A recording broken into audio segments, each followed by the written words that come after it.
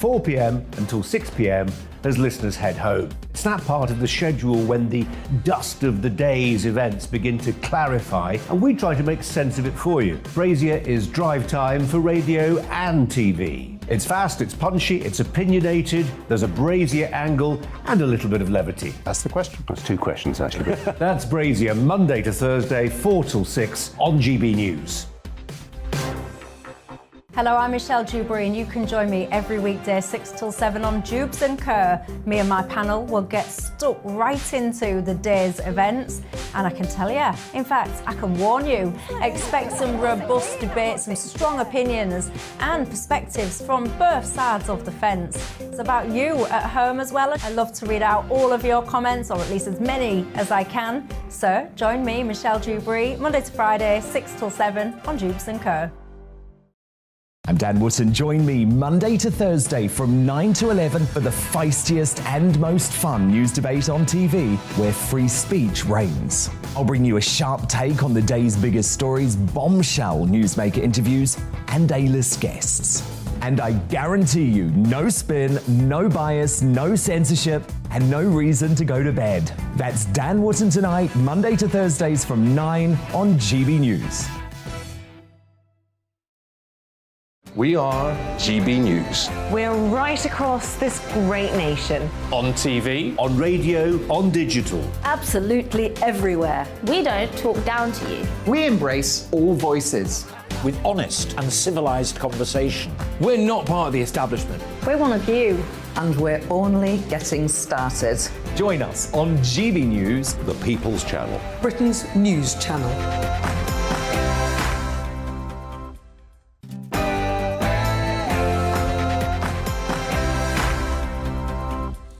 No spin, no bias, no censorship. I'm Dan Wootton tonight. As the cost of living crisis dominates much of our thinking after inflation hits a 40-year high and Bank of England boss Andrew Bailey issues this doomsday warning. One that I am going to sound, I guess, rather apocalyptic about is food. That's a major concern. So can the city's biggest scaremonger and buck passer really claim to be helpless to stop the crisis when his staff are working just 1 day a week in the office? That's my big debate at 10 p.m. when I'll go head-to-head with my superstar panel. Top political correspondent John Sargent, entrepreneur and activist Adam Brooks, and broadcaster Ashley James. After a leaked review of counter-terrorism programme Prevent sparks accusation of Islamophobia from the left, I'll explain why we cannot afford to be PC when it comes to protecting Brits from terror. That's in my digest next.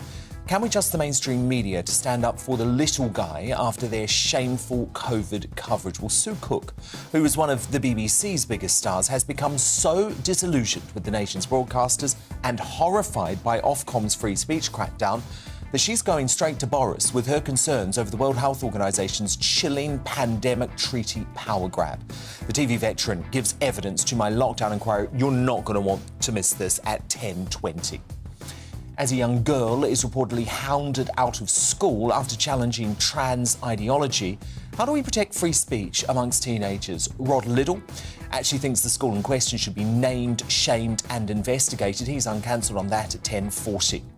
As it's revealed, the founder of Black Lives Matter paid the equivalent of over £1.4 million to her brother and the father of her child. Are these dodgy social justice warriors exploiting the Be Kind ethos for personal gain? US superstar journalist Megyn Kelly has been across BLM's antics from the very start. She investigates at 9:30. As he steps up his leadership's ambitions by refusing to fully back Boris, can the Tory party and the country afford to have zero COVID zealot and arch Ramona Jeremy Hunt in charge? Well, Brendan O'Neill analyses in The Outsider at 9:45. And as over 100,000 people sign a petition to stop replacing people with machines, should supermarkets ditch self-service and bring back till staff?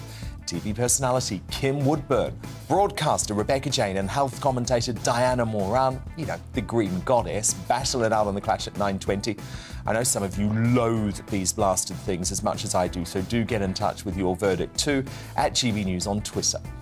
After this Adidas advert showing bare breasts is banned, one of my superstar panel, you'll probably be able to guess which one, is campaigning against the censorship of topless women and everything from Instagram selfies to breastfeeding material. So is it fair for bare-chested women to be treated differently to men? Plus, this is Boris Johnson as you've never seen him before, played by the Oscar winner Kenneth Branagh in a new TV drama. This COVID virus we need to keep an eye on. Give me a heads up. The United Kingdom has overtaken Italy to report the highest official death toll. All of those stories and more in the Media Buzz at 10:30. I'll bring you a first look at tomorrow's newspapers too as they land. Plus, Mission Impossible meets Wagatha Christie in tonight's Greatest Britain Uni and Jackass just before the end of the show. This is Dan Wootton Tonight. Let's go.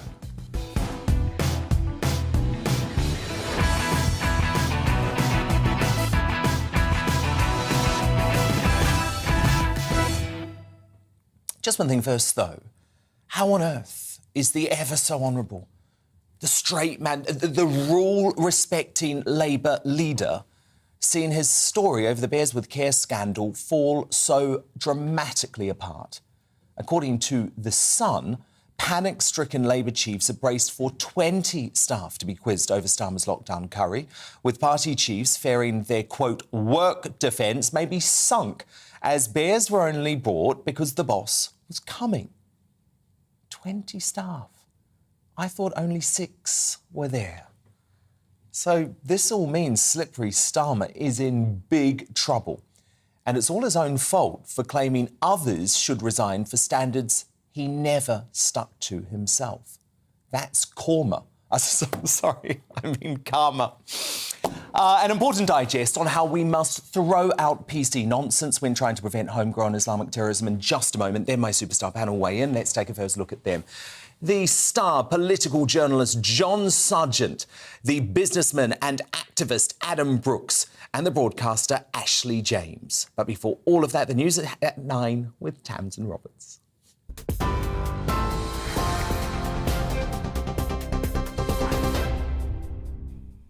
Dan, thank you. Good evening from the GB newsroom. An attempt by Labour to force the government to introduce an emergency budget to tackle the cost of living crisis has been defeated in the House of Commons. 312 MPs voted against the amendment to the Queen's speech, with just 229 in favour. They also rejected the Liberal Democrats' call for an emergency tax cut and an SNP call for a windfall tax. The government's legislative agenda was passed with a majority of 83.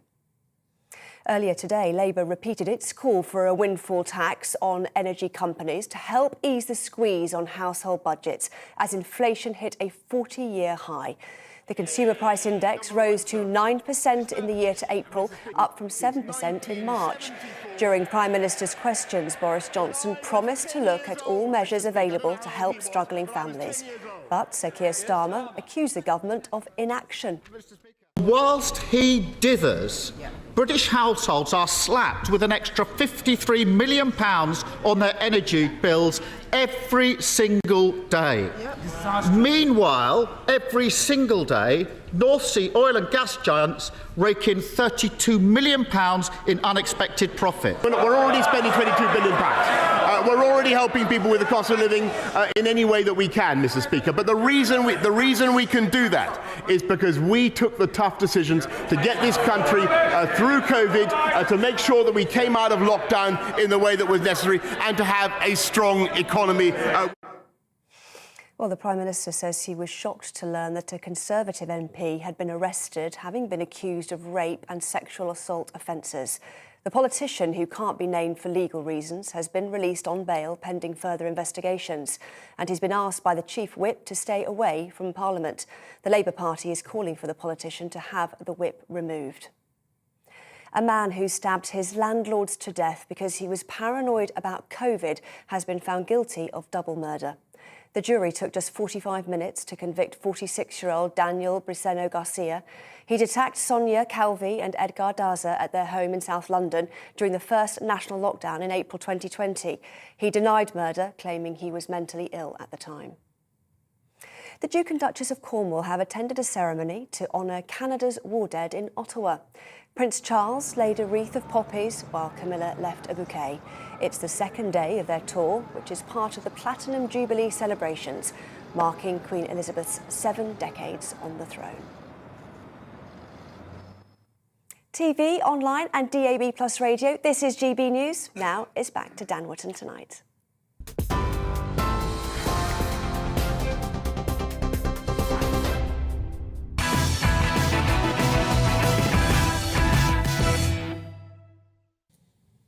One of the most significant and important official reports in recent British history was leaked to the left-wing Guardian newspaper this week.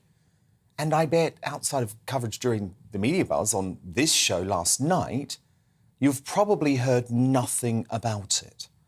That's because the Shawcross report into the government's failing Prevent counter-terrorism programme appears to be the opposite of what's considered politically correct.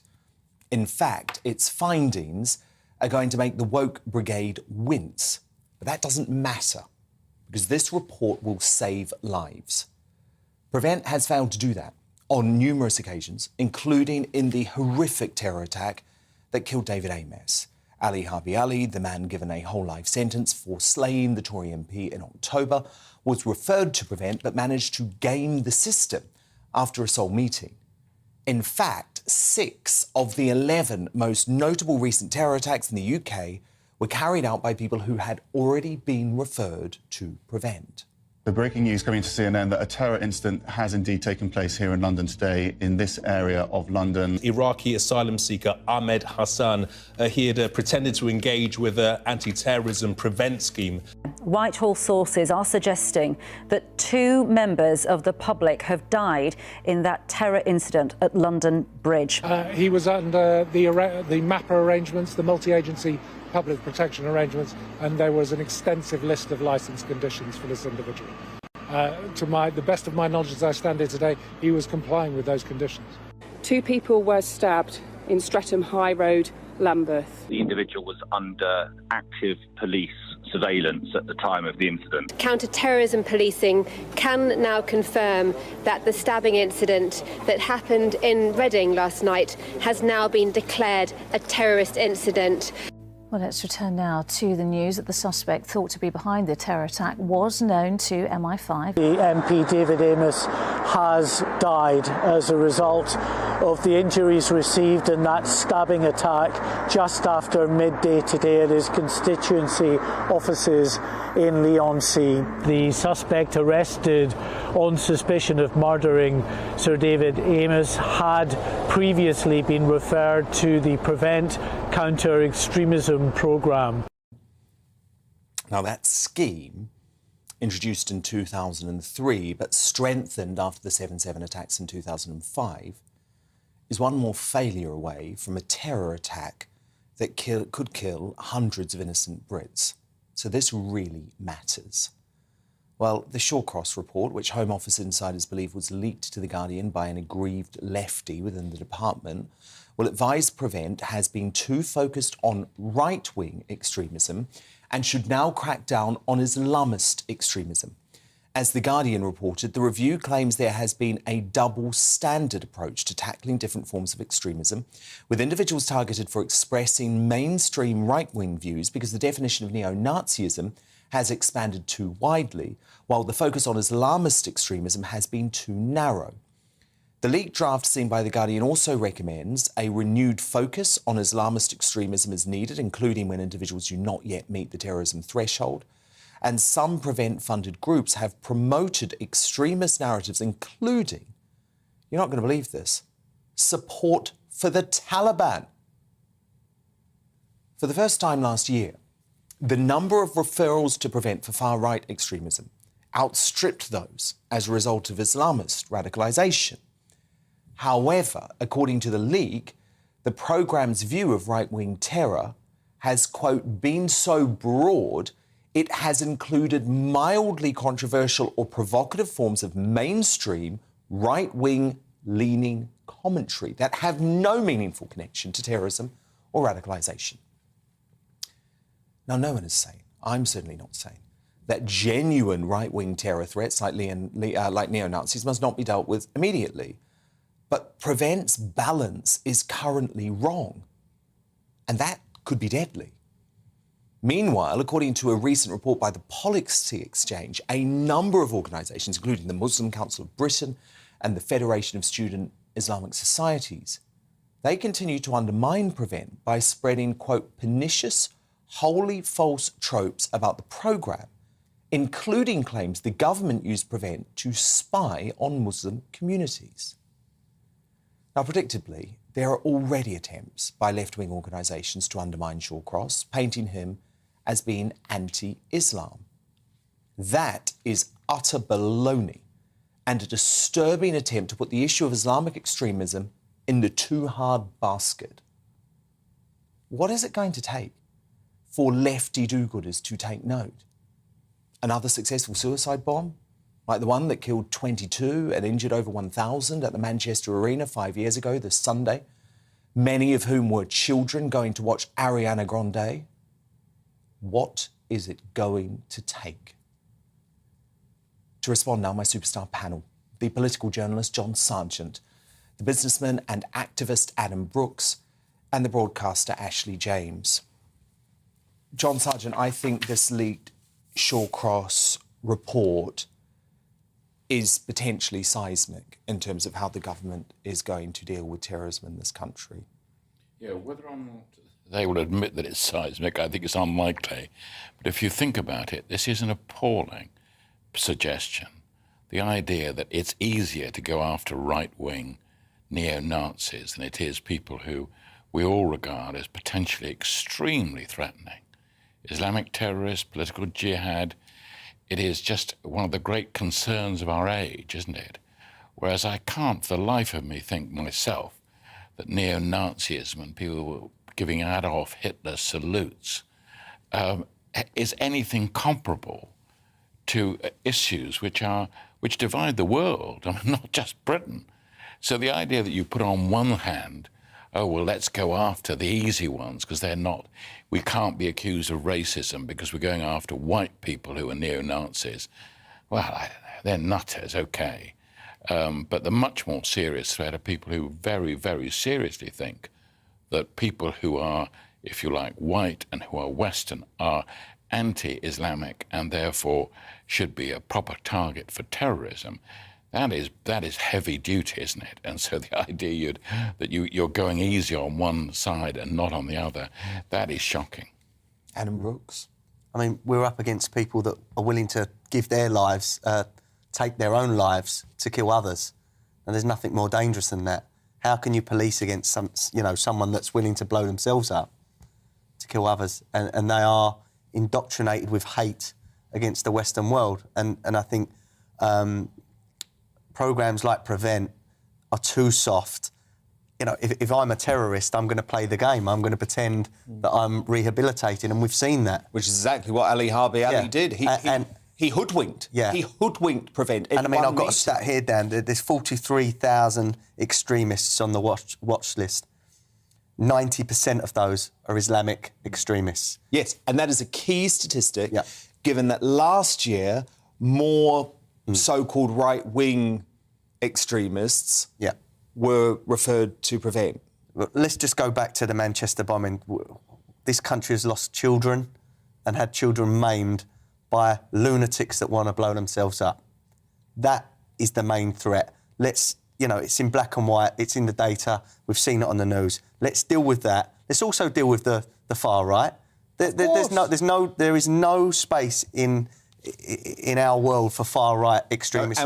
And we saw with the terrible terrorist murder of Joe Cox that it can be serious too. Yeah. But you look at the facts, Ashley, and it's not as serious an issue as homegrown Islamic terrorism in this country.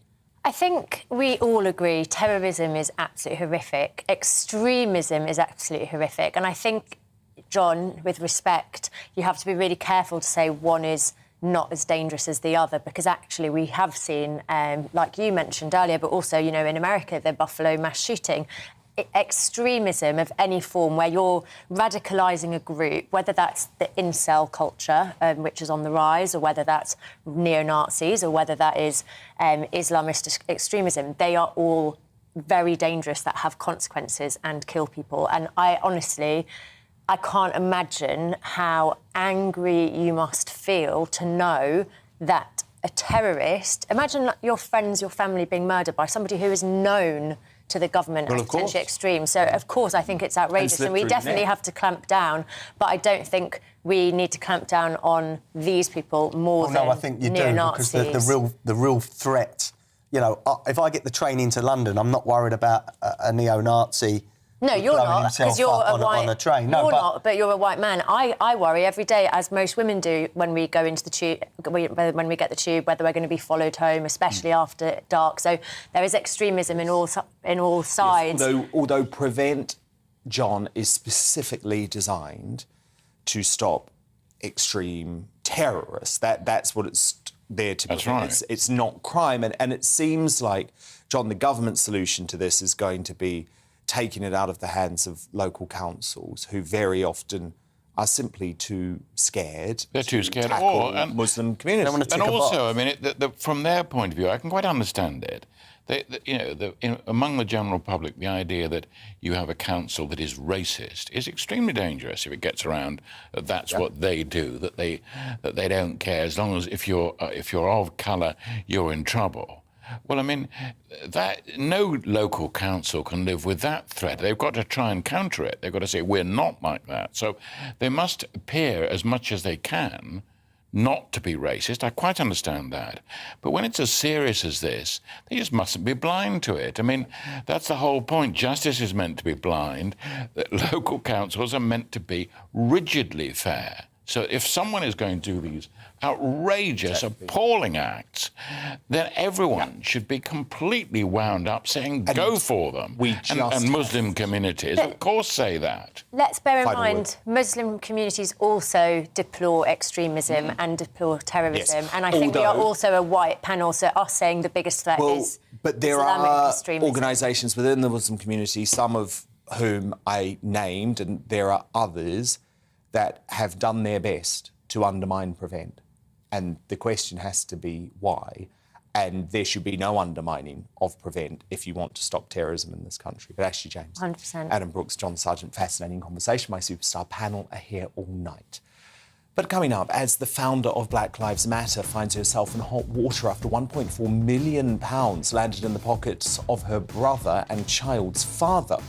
Has the Be Kind bandwagon become a front for personal enrichment? One person has been keeping abreast of BLM's antics as US media superstar Megyn Kelly. She joins us to investigate at 9:30.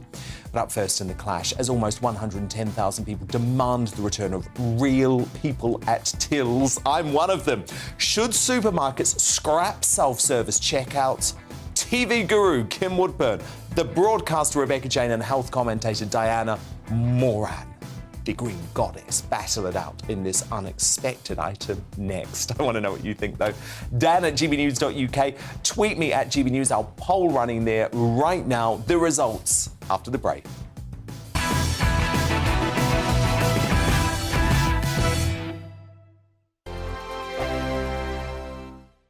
Every morning from 6 o'clock, we'll wake you up with GB News Breakfast with all the stories you didn't know from the night before. So whether it's serious news, entertainment, or your own views from all over our great nation, we're here to kick off your day with a smile. The national media should be reflecting and reporting what's happening here. You will notice the northwestern accents. Whether you're with us on TV, radio, or online, every morning, it's breakfast from 6 a.m. Hope you can join us. On radio, they call it the drive time slot, 4 p.m. until 6 p.m. as listeners head home. It's that part of the schedule when the dust of the day's events begin to clarify, and we try to make sense of it for you. Brazier is drive time for radio and TV. It's fast, it's punchy, it's opinionated, there's a Brazier angle and a little bit of levity. That's the question. That's two questions, actually. That's Brazier, Monday to Thursday, 4 till 6 on GB News. Hello, I'm Michelle Dewberry, and you can join me every weekday 6 till 7 on Jubes & Co. Me and my panel will get stuck right into the day's events, and I can tell you, in fact, I can warn you, expect some robust debates, some strong opinions and perspectives from both sides of the fence. It's about you at home as well. I love to read out all of your comments, or at least as many as I can. So join me, Michelle Dewberry, Monday to Friday, 6 till 7 on Jubes & Co. I'm Dan Wootton. Join me Monday to Thursday from 9 to 11 for the feistiest and most fun news debate on TV, where free speech reigns. I'll bring you a sharp take on the day's biggest stories, bombshell newsmaker interviews, and A-list guests. And I guarantee you, no spin, no bias, no censorship, and no reason to go to bed. That's Dan Wootton tonight, Monday to Thursdays from 9 on GB News.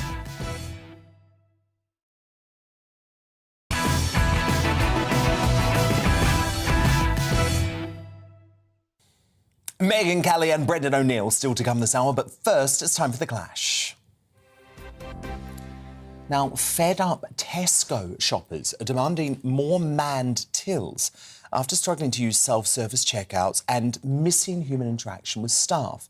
A petition, which has already been signed by close to 110,000 folk, was launched by 69-year-old Pat McCarthy after she was forced to wait 30 minutes at her Tesco Extra to use a manned till after discovering 3/4 of the checkouts were self-service. Pat explained on her campaign page that self-service tills make her shopping experience physically difficult and overwhelming, and added that she missed chatting with the staff, particularly as she lives alone. Now, this isn't the first time a supermarket faced backlash over its unmanned tills.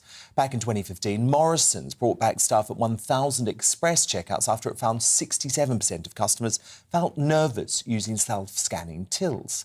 But with companies like Amazon and Tesco even introducing checkout-free stores, the days of manned tills seem to be numbered. So, should supermarkets consider ditching self-service and bringing back till stuff? I want to hear from you on this.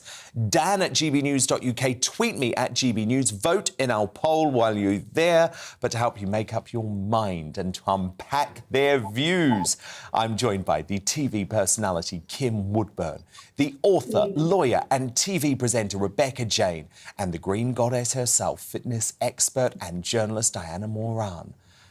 Kim Woodburn, I absolutely despise these self-service tills. How do you feel about them? Well, I don't like them at all because I'm not remotely technical. I can barely operate a telephone, so I'm a technophobe because I can't cope with it. But I can see the necessity for it. Don't like it. I mean, for instance, if you're in a queue, which can be extremely long, and you only have a few items with you, and you're able to go to this service checkout and be through while you're still looking at massive queues, I don't blame anybody. But the thing is, the stores are cutting down on staff. It's all done for economy. Obviously, they're saving on staff and so on and so forth. Another thing, that's what I must say. So it enables them to give us the food at a more reasonable rate. That's what they're saying. They also say, I mean, don't forget Tesco started this in, I think it was 22. They started this checkout. As I say, I loathe and detest it. But I will tell you something, Dan. Technology is here to stay, my love. You can like it, I don't like it. It's here to stay. But it has been helpful. My husband goes shopping and he said, I've only got 10 items. I'll pop onto there and get it done. Jolly good. But then for people like me, I can't operate the darn things. I've got to stand in the queue, dear. I mean, I'm beautiful, but I've got no brains. It goes, doesn't it, dear? It does. But seriously, I don't like it, but I can see the necessity for it. But some of these supermarkets, Rebecca Jane, don't even give you the option anymore to go to a till with a staff member. You have no problem with that, I'm told. I don't have any problem with it. I think that those supermarkets are very few and far between. And actually what I have seen is more supermarkets getting rid of more of the self-service. I know that our local Boots has got rid of them, so I'm not shopping there anymore. As somebody Well, with so you wouldn't shop somewhere if they didn't have a self-service option? Would I shop somewhere if they don't have a self-service option? No, I try and avoid those places because I I have a lot of social anxiety, and supermarkets are actually one of my biggest issues, if I'm honest. And so I do like to avoid them if they don't have self-service. And, if I could do a whole trolley load through, then I absolutely would. I mean, has anybody been to Aldi lately? The till checkout system there is absolutely anxiety-inducing, the way they chuck stuff straight at you. It's not for me. It's too much stress, too much pressure. It's all too quick. I like to take my time. So yeah, no, love it. Get rid of the whole people at tills, please. Diana Moran, you say absolutely not. Part of the human experience is speaking to people while you shop.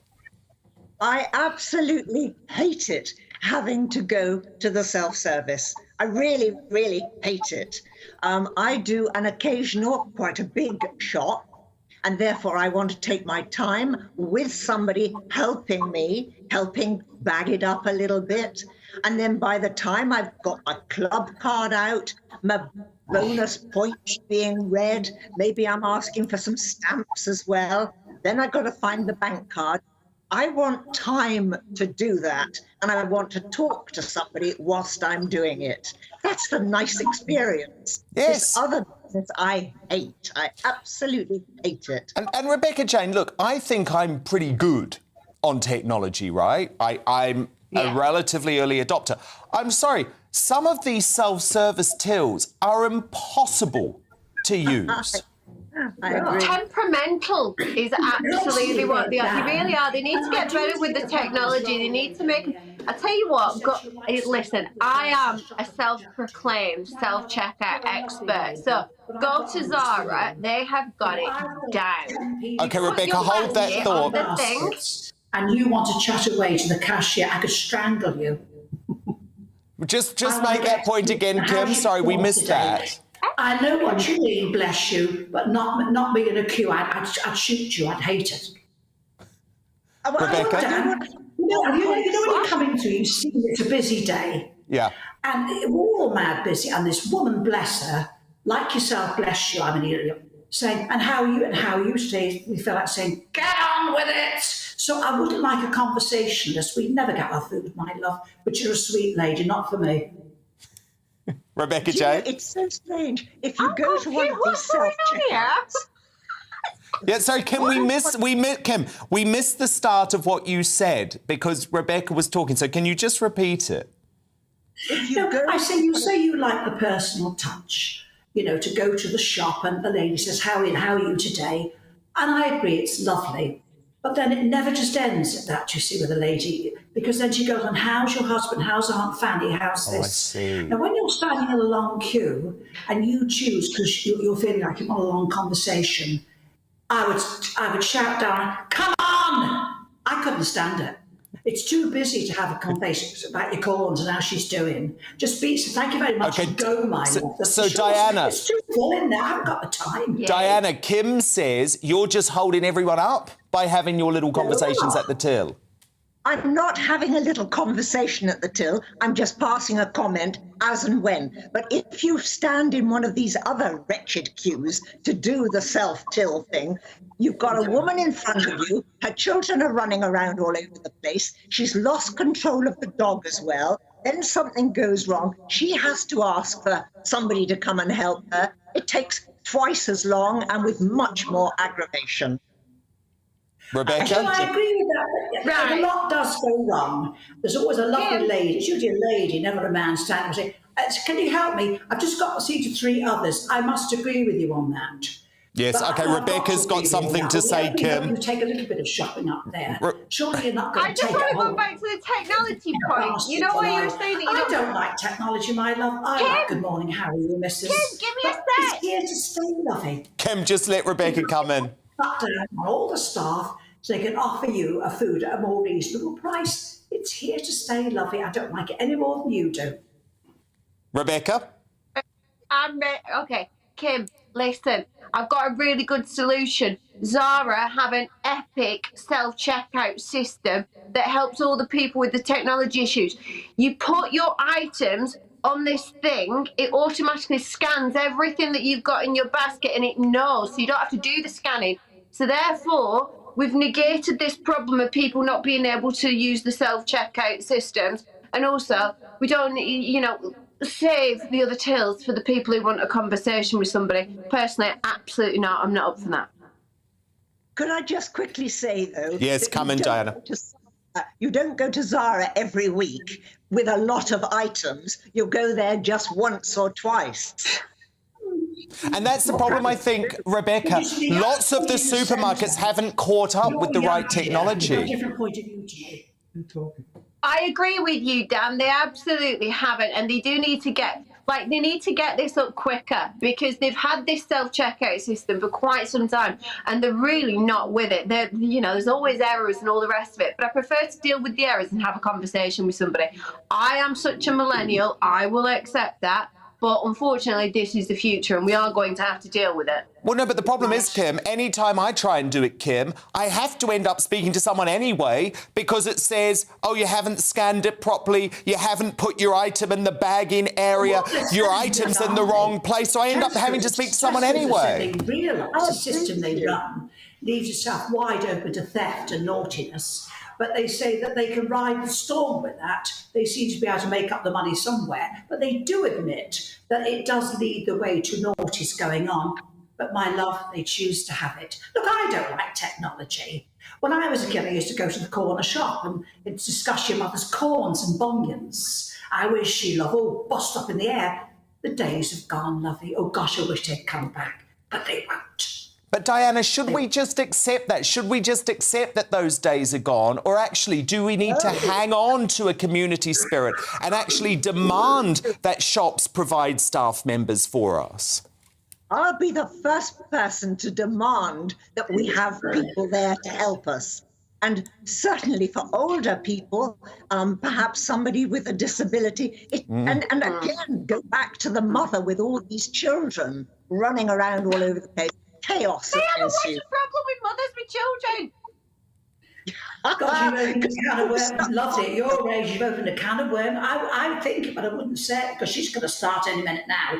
She's a young mother that annoys everybody, and we daren't say a word, dear. You shouldn't have said that, naughty woman. Listen, I have news for you. I've got news for you, young lady in the middle. I don't know if you've got any children, but I hope you make them behave. Because many of you youngsters are too busy in the store on your mobile phone, and the kids are little sod. Sorry, dear, it's true. They were mine. I can't be honest, yeah. Now, you young mothers, you've got a telephone in one hand, talking to your friend about God knows what. You've got the kids screaming and kicking, and you're not paying attention. No, they don't do that. Well, yeah, I'm taking it back. I'm not taking it back. You know it's true. And that last-minute call to your mate, you called her 4 times already. No, you mothers need to get your kids in hand. Kim, you know what Rebecca's doing. She's scrolling through her Instagram. She's taking a selfie. That's what Rebecca Jane's doing. But I love it. Diana and Kim are dropping the truth bombs tonight. Look, Dan, I'm on the gym. Excuse me, I need it. Hang about. I thought you might have been, Kim, to be completely honest. You go and have another one. I love you, Kim. That's the TV personality, Kim Woodburn. And you keep the children in control. And you are a lovely lady. Technology's here, dear. Cheers, love. I'm going to get slewed. Cheers to you, Kim. Also joined by the presenter, Rebecca Jane, and the fitness expert and journalist, the Green Goddess, Diana Moran. I enjoyed that. So what do you think? Who do you agree with? Marina on Twitter says, sadly, one of the reasons for introducing self-service tills is the reluctance for especially younger customers to actually converse with other humans, i.e. checkout operators. Amazing, but true. That's very true. Rebecca Jane just admitted it. From Penny, I love scan and shop. I've no wish to queue at a checkout. The choice should remain. I'm more likely to chat to staff at my local store. And from Rohan on email, as a sales advisor, I believe till staff should be brought back. If we keep following the likes of Amazon Go with the furthering of automation, we risk a growing unemployment crisis. And your verdict is now in. 77% of you agree with Diana Moran that supermarkets should bring back till staff and ditch the self-service checkouts. 23% of you are with Rebecca Jane and say, I'm more than happy just scanning on those horrible little machines. Now, coming up, can the Conservatives and the country afford to have zero COVID fanatic and arch Ramona Jeremy Hunt as leader? Spiked Online's Brendan O'Neill gives us his verdict in The Outsider at 9:45. But next, after a Black Lives Matter founder showers her family with her own movement's cash, a so-called social justice warrior is really just out for personal gain. US media superstar Megyn Kelly joins me to get to the bottom of it all. She's straight after the break.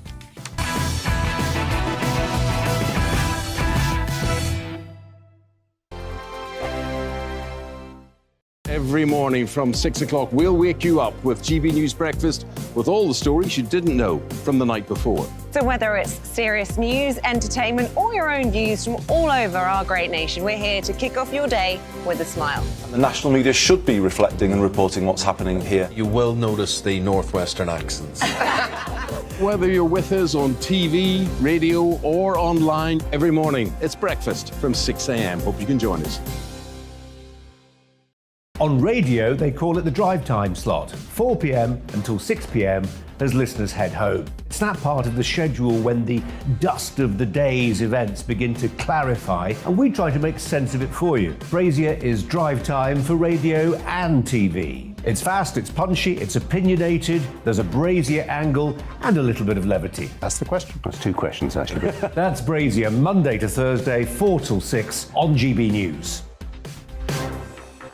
Hello, I'm Michelle Dewberry, and you can join me every weekday 6 till 7 on Jubes and Kerr. Me and my panel will get stuck right into the day's events, and I can tell you, in fact, I can warn you, expect some robust debates, some strong opinions and perspectives from both sides of the fence. It's about you at home as well. I love to read out all of your comments, or at least as many as I can. So join me, Michelle Dewberry, Monday to Friday, 6 till 7 on Jubes and Kerr.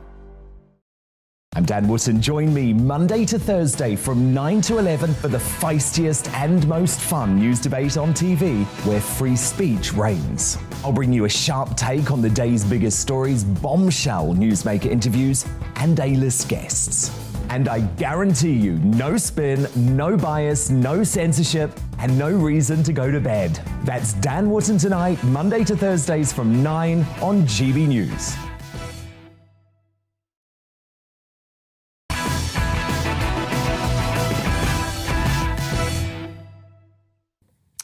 Brendan O'Neill and Rod Liddle on the way. But now, not only have the leaders of Black Lives Matter been living it up in a £4.5 million mega mansion, but it's been revealed the organisation's co-founder, Patrisse Cullors, has used charity funds to pay friends and family inordinate amounts of money. Cullors resigned from BLM last month amid a wave of scrutiny over the charity's finances, and recent tax findings show that her brother, Paul, pocketed the equivalent of more than £680,000 for apparently providing security services to the foundation. BLM also paid nearly £785,000 to a company owned by Damon Turner. He just happens to be the father of Cullors' child, and that was to, quote, help produce live events and provide other creative services. Well, the US media superstar Megyn Kelly has been across the story for us from the start, and she's here now to provide the latest. Megyn, this is mind-blowing stuff. BLM can't be taken seriously as an organisation anymore, can it? They look like a bunch of charlatans. I think you're missing the headlines. Patrisse Cullors is a genius. This woman's a genius. You and I need to go work for BLM. All right, we could be mega millionaires within 6 months as long as we toe the party line. If the brother, he gets all the dough. The father of her child gets a bunch of dough. The earlier reporting was that she's got an ex-wife or a wife who's in Toronto, who's involved in some sort of $6 million mansion there, and she has her other $6 million BLM mansion in California. This is in addition to the 4 homes that Patrisse Cullors has in her own name.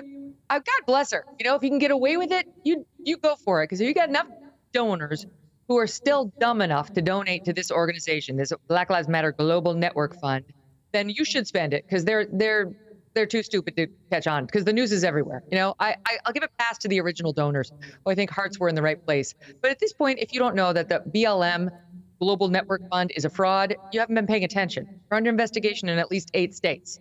Their charitable organization status has been revoked in at least 8 states. Their personal, civil, or criminal liabilities being threatened in a couple of others. I mean, this is a massive fraud that's coming to light. And it happens in a lot of cases where we see some sort of national crisis, a panic, and then good-hearted people rush to sort of do something about it. And then the money is not overseen well, it's misspent, it's exploited by people who are dishonest brokers like Patrisse Cullors, and so it goes.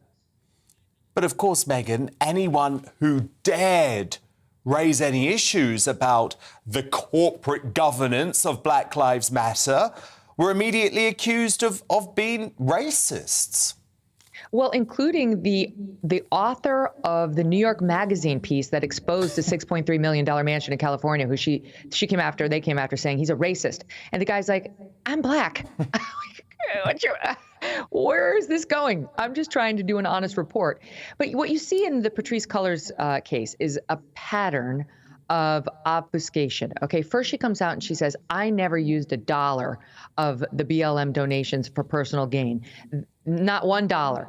And by the way, they tried to keep their tax filings private for a while, and then they were exposed. Now we see in the tax filings that she did use her own the BLM money for personal gain and was forced to reimburse BLM for it. She had the son's birthday party there. She had another function there. She took a private flight for $74,000 that she was ultimately forced to reimburse. Somebody at the organization was like, yo, Patrisse, you can't do that. And why is she flying private anyway? Why did she have to be renting jets? She claimed, oh, it's the COVID pandemic. Yeah, we're aware. We all dealt with it, and we flew commercial, and we wore a mask because we were told we had to. So repeatedly, she tried to take money from this group herself and then got caught. And then when she got caught, she either called racism or she said, this is triggering. When she had to file her taxes, and she said, this is triggering. Hello, that's how we all feel. Even those of us who aren't committing a fraud. But I'm sure for her it was especially triggering since there were all sorts of secrets that were in there, Dan. Here's the bottom line. This organization took in $90 million in the wake of the George Floyd shooting. Not shooting, but murder. Murder. $90 million. Okay. Now, according to the most recent tax filings, guess how much they have left? $42 million. $42 million. All right. So where did the money go? According to the tax filings, it went to grants, real estate. Well, we know that. And charter flights, private flights. They've taken some 30 million plus and invested it in the stock market. What are they? Where are the donations to needy groups? Black family representatives of those who have been killed by police and who have joined this group in good faith have spoken out repeatedly saying, where's the help to my community, to my family, to my church? Why is Patrisse Cullors living in 4 different homes, not including the BLM mansion in California and the one up in Toronto, and taking private flights on my behalf? And my community hasn't seen a dime. This is criminal. Honestly, it's morally wrong. And she's lucky if it stops at being exposed as a fraudster, because this actually could wind up in criminal penalties if it gets much worse for her. Do we have any idea, Megyn, of how much money she has from these BLM funds? Because she's resigned from the organisation, right? But as you say, it's still swimming in cash, and presumably she's got enough money never have to work again. 100%. And by the way, so does her brother, and so does her baby daddy, and so did there's a whole list of people who've got a lot of money thanks to Patrisse. But let me put it to you this way. There's not the average person who can afford $74,000 for a private flight. So how did she reimburse Black Lives Matter for all of that money? Where'd she get her $74,000 from for just on the, just came up an expense that she needed on top of her 4 houses.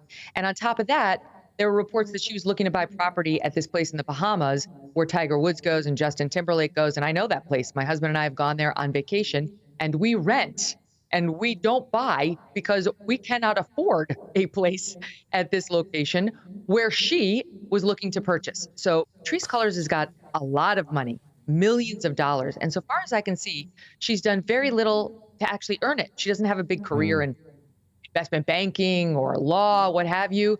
She's got her connection to BLM. She was one of the founders. And while she stepped down from the board and denied all wrongdoing and said she reimbursed BLM for the personal expenses, the question remains, where did she get this money from? Well, of course. How could she afford all those things? And Megyn, let's also just remember how intellectually dishonest all of this is, given that BLM sold itself as an anti-capitalist organisation that wanted to defund the police. I mean, this woman is obsessed with capitalism. That's all she cares about. Money, money, money. Absolutely right. It's so funny to hear her justify the $6.3 million mansion in California by saying, well, we needed it. But you remember in that instance, when they found out that it was going to be outed by New York Magazine, first they said, how can we kill it? We got to kill the story, kill it. Then they said, what can our spin be? Can we be a security house? No, well, we've already been filmed on YouTube many times in front of it. That doesn't really jive. So maybe we can say, oh, it's a creator's home. And Patrisse Cullors is in there like, I'm going to do a video on my first family recipe ever. I'm sure this is what the donors envisioned when they said, let me cut a check to BLM. So Patrisse Cullors can have a pretty backdrop while she talks about her first family recipe ever. And by the way, in case you have any question, she put it out on the table in an interview she did with MSNBC's Tremaine Lee recently. She went on his podcast and he talked to her about the donations they got, so the 90 million flooding in after George Floyd. And she said that is a lot of white guilt money. And she loved that white guilt money. Well, she's spending that white guilt money, isn't she? Megyn Kelly. Certainly is. Fascinating stuff. What a scandal. And, of course, Megyn is the host of the brilliant Megyn Kelly Show, which you can find on Sirius XM, YouTube, and as a downloadable podcast. Now, let me tell you what Black Lives Matter claims. They say they've reinvested over £20 million into the black community. They said an independent audit has revealed that Black Lives Matter's finances are strong. The organisation is financially sound and its leaders have been good stewards of the people's donation. BLM said it, quote, recognises there is more work to do to increase transparency. That's the understatement of the year. And has launched a new online transparency and accountability centre where its financial documents are available for public scrutiny. Let me tell you, no one should ever donate to BLM again. It is a charlatan organisation. Coming up, as the Governor of the Bank of England, Andrew Apocalypse Bailey, whines that he feels helpless to stop surging inflation. Could getting his staff back into the office more than one day a week be just a bit of a solution? Just a suggestion from me, but my panel return to debate that in the Media Buzz after 10, where you'll also get a first look at tomorrow's front pages. But first, as he tries to back away from his loving embrace of insane zero-COVID policies, would Jeremy Hunt be a nightmare leader for Britain? Spiked Online's Brendan O'Neill analyses in The Outsider straight after the break.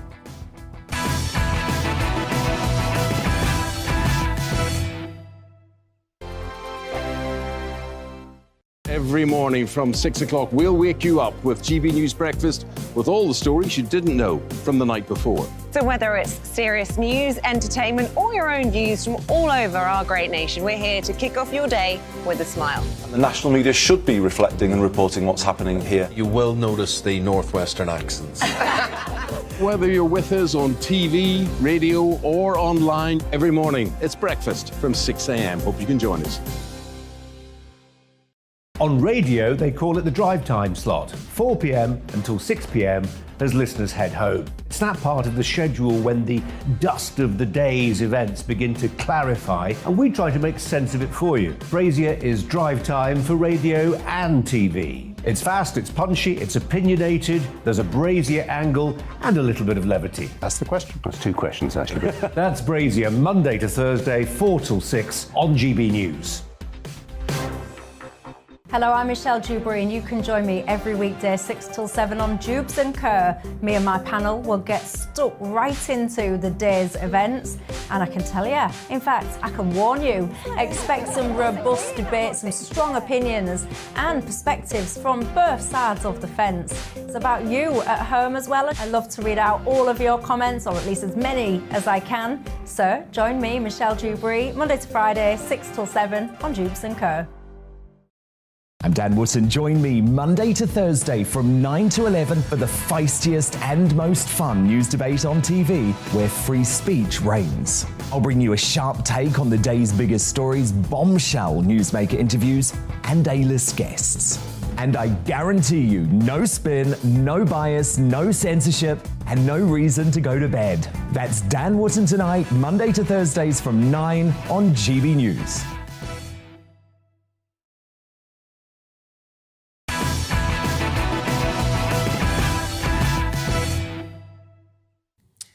A first look at tomorrow's newspaper front pages coming up just after the top of the hour. But first, Brendan O'Neill is tonight's outsider.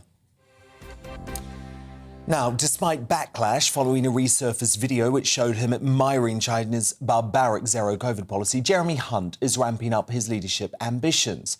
Insiders say the former long-serving health secretary is trying to pitch himself to the public as a, quote, safe pair of hands after Boris's turbulent time in Downing Street. And speaking on Sunday, he beamed as he refused to rule out himself out of a Tory future leadership race.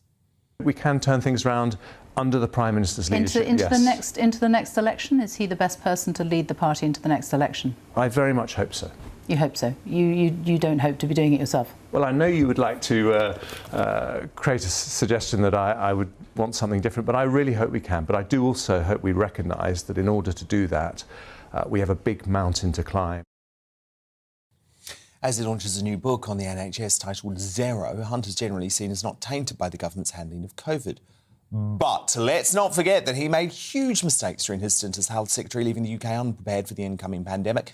And of course, damning footage from July 2020, which started recirculating online last week, shows him appearing to celebrate the inhumane Chinese zero COVID approach. I very much agree with the central point in Gabriel's paper that we should be aiming for zero infection and elimination of the disease, because that is basically the approach taken in countries which have a SARS strategy as opposed to a flu strategy. And those are the countries that have overwhelmingly been the most successful in tackling coronavirus. My sister lives in Beijing, and she flew back to Beijing in the middle of lockdown. And just to give you an idea of the contrast, she was escorted from the airport in Beijing to her home by Ministry of Health officials, and then put into her home for 2 weeks quarantine. The door was sealed, and she had a police car sitting outside her house periodically. And I'm not saying we go that far in this country, but I just think it's an indication of how serious they are in the countries that have had to deal with SARS about stopping at the root every possible source of infection. Quite how much further Hunt would have gone on lockdowns in the UK, we will never know, as Boris thankfully defeated him in the leadership contest of 2019, sparing us from finding out. And not only is he a COVID zealot, the arch Ramona wanted a second Brexit referendum and would have overturned the greatest democratic mandate in our history given half a chance. No wonder the MSM are all over him. So, Brendan O'Neill, why is the media so obsessed with Jeremy Hunt as the next Tory leader, or is that pretty obvious?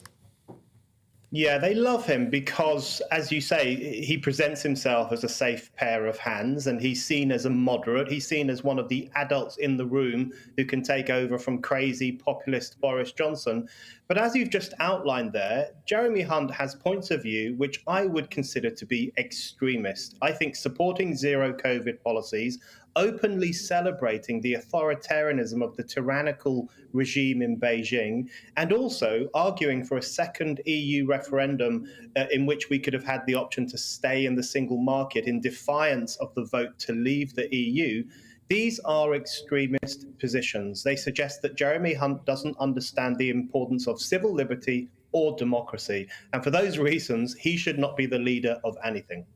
Brendan, that is such a good point. It really is, because, of course, these positions are just completely extreme when you actually break it down. I mean, the zero COVID thing, you just have to look at the guy's face to know that that's what he would have been angling for if he were in charge.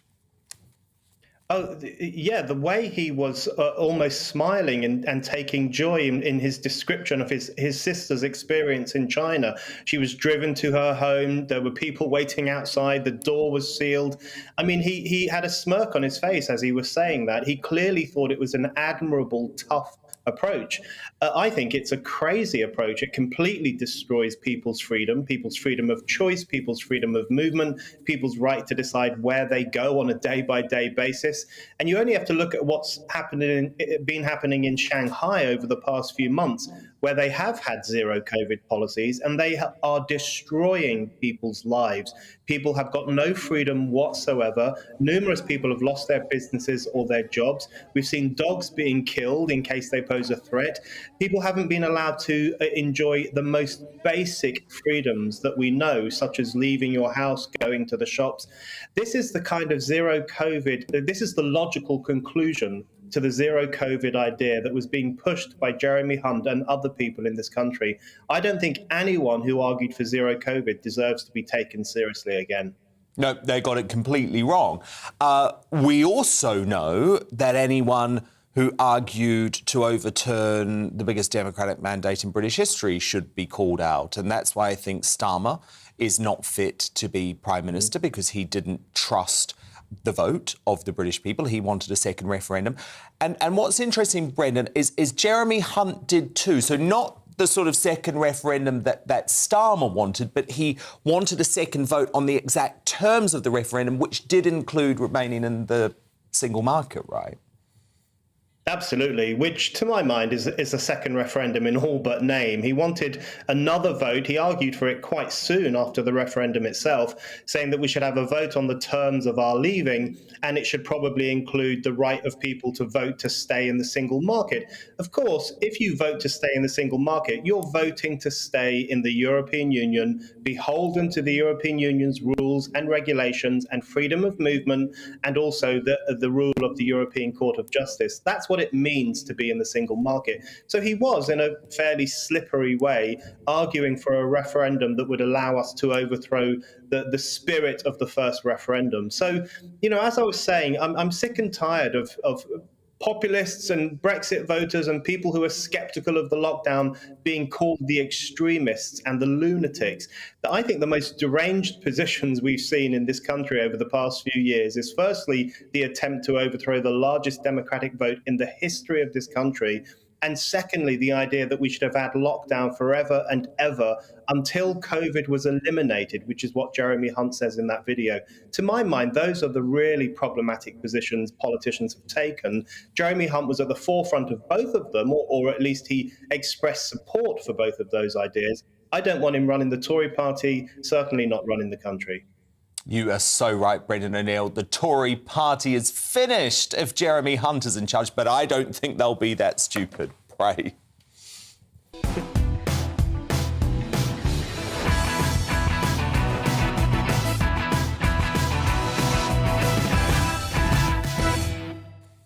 It's 10 p.m. I'm Dan Wootton. Tonight, as the cost of living crisis dominates much of our thinking after inflation hits a 40-year high, and Bank of England boss Andrew Bailey issues this doomsday warning. One that I am going to sound, I guess, rather apocalyptic about is food. That's a major concern. So can the city's biggest scaremonger and buck passer really claim to be helpless to stop the crisis when his staff are working just 1 day a week in the office? I'll debate that next with my superstar panel, who are really at odds on this one. Tonight, the legendary political reporter John Sargent, the entrepreneur and activist Adam Brooks, and the broadcaster Ashley James. After their shameful coverage of COVID, can we trust the mainstream media or Ofcom, who cracked down on free speech during the pandemic to protect us from looming threats to our civil liberties? Well, former BBC veteran Sue Cook, the former host of Crime Watch, thinks not, and is going straight to Boris with her concerns about the World Health Organization's pandemic treaty power grab. She'll give evidence in my lockdown inquiry at 10:20. As a young girl is reportedly hounded out of school after challenging trans ideology, how do we protect free speech amongst teenagers? Rod Liddell thinks the school in question should be named, shamed and investigated. He's uncancelled at 10:40.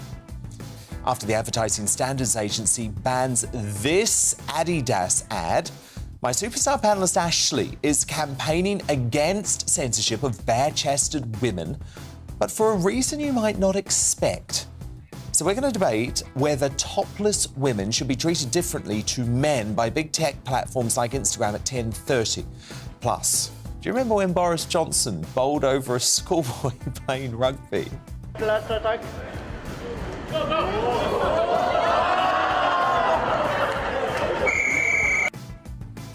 It's a classic. Well, another world leader has just followed in his footsteps with perhaps an even more wince-inducing tackle. I'll reveal who in the Media Buzz coming up. Plus, your first look at tomorrow's newspapers will be next and throughout the rest of the show too. Before I crown tonight's greatest Britain and Uni and Jackass, just before the end of the show, so do stay up with us tonight. But before all of that, the news headlines at 10 with Tamsin Roberts.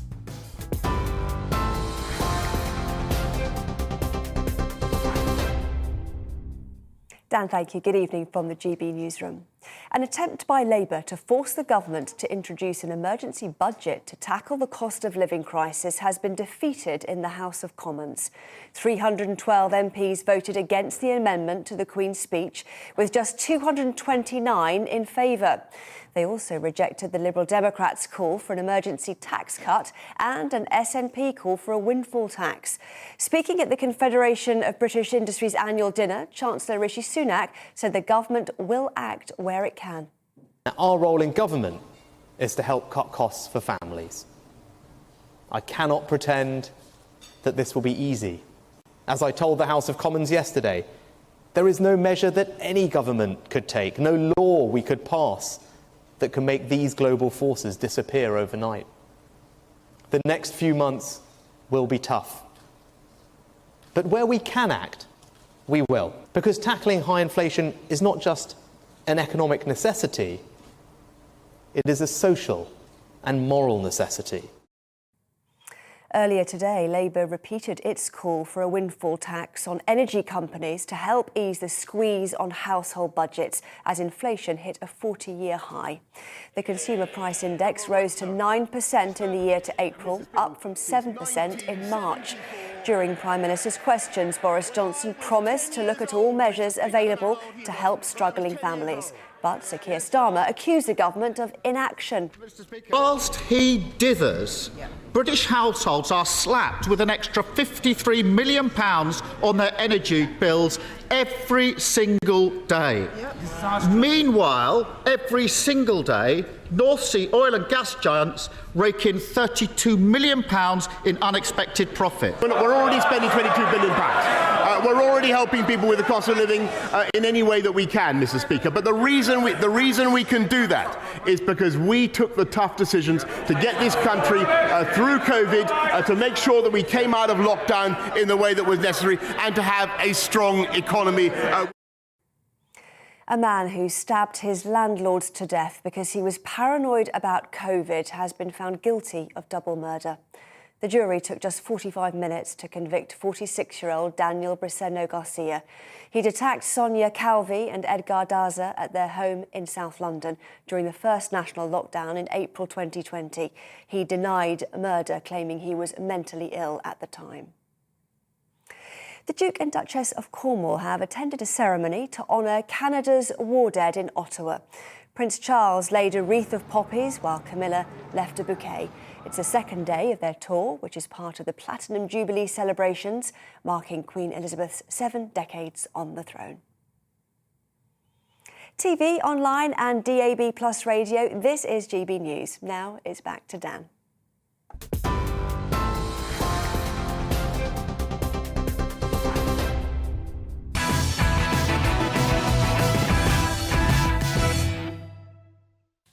Tomorrow's news tonight now in our Media Buzz. Just one paper in so far, it's the Metro, and it leads with the cost of living crisis as inflation hits home. The paper reports that desperate parents have accidentally poisoned their children by turning off fridges and freezers as soaring prices hit poorest families the hardest. But Tory MPs voted down an emergency budget to tackle the crisis this evening. My superstar panel back with me now, the political journalist John Sargent, the businessman and activist Adam Brooks, and the broadcaster Ashley James. Now, with the revelation today that inflation has hit its highest level in 40 years, Brits who are already struggling to make ends meet are naturally desperate for answers as to how to solve the cost of living crisis and who is responsible for things getting this bad. Well, enter Andrew Bailey, the Governor of the Bank of England, who had a grilling by the Treasury Select Committee this week, achieved the double whammy of looking not only like a scaremongerer, but a buck passer, as he blamed everything from the Ukraine war to China's COVID problems. Here he is, causing panic over food prices before essentially washing his hands of the crisis. I am going to sound, I guess, rather apocalyptic about is food. That is a major worry, and it's not just, I have to tell you, a major worry for this country, it is a major worry for the developing world as well. And so if I had to sort of, sorry for being apocalyptic for a moment, but that's a major concern. Have you felt a bit helpless through this period? Well, yes, I mean, it is very, very, I mean, more than uncomfortable. I'm trying to think of a word that's even more severe than that. I mean, it's a very, very difficult place for us to be in. I mean, to predict and to forecast 10% inflation and then say, as we were saying a few minutes ago, and there's not a lot we can do about 80% of it, I can tell you, it is an extremely difficult place to be in. Well, no wonder the Bank of England are not getting anything done after the Daily Mail reported today that its staff only have to work in the office 1 day a week. And this isn't just a COVID policy, not that anyone can really blame the pandemic for working from home anymore, as far as I'm concerned.